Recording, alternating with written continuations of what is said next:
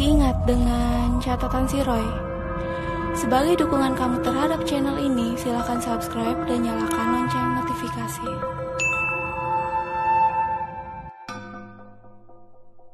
Ini adalah pengalaman kakakku, dan aku akan menceritakan ini seolah aku adalah dia yang mengalaminya. Kejadian ini terjadi di tahun 2010. Saat itu, saya sedang hamil anak kedua. Usia kandungan saya sekitar 6 bulan. Singkat cerita, setiap malam di jendela samping atau jendela dekat dapur selalu ada bayangan hitam, tinggi dan besar. Kadang-kadang saya suka melihat ada sekelebatan putih tepat di depan kamar tidur. Lalu, saya dan suami bercerita kepada kakak ipar atau kakaknya suami saya.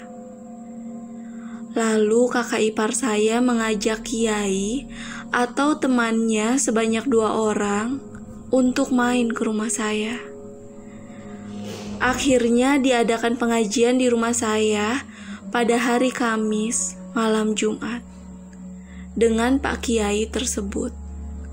Selesai pengajian, kakak ipar pun pergi mengantarkan Pak Kiai pulang. Di perjalanan pulang selesai pengajian, Pak Kiai itu menyampaikan sesuatu kepada kakak ipar saya, kenapa makhluk-makhluk itu suka menampakkan diri. Dan keesokan harinya, kakak ipar saya menyampaikan apa yang diucapkan Pak Kiai di malam itu.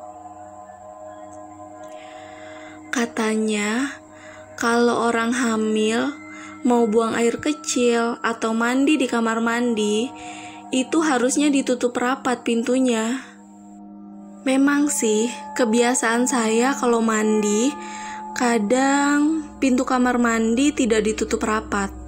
Karena posisi suami saya kerja dan tak jarang anak saya yang pertama memanggil-manggil ketika saya mandi. Makanya tidak dikunci kamar mandinya. Dan ketika saya terbangun tengah malam, mau buang air kecil, saya juga jarang sekali menutup pintu kamar mandi rapat-rapat. Ya, pada saat itu saya pikir keadaan malam hari dan tidak ada siapa-siapa di rumah, selain suami dan juga anak pertama saya yang sedang tidur.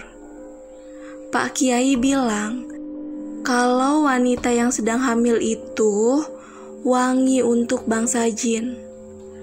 Pernah kejadian, saat itu di sore hari, saya memandikan anak pertama saya.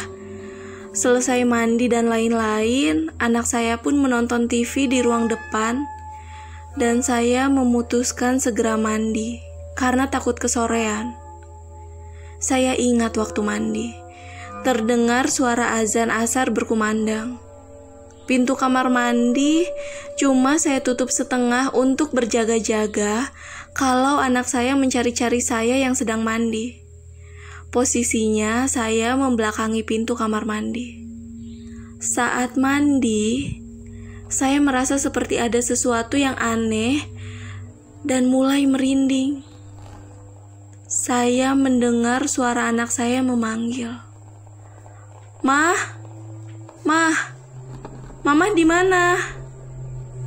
Refleks, saya menjawab sambil menengok ke arah luar pintu kamar mandi. "Mama di..."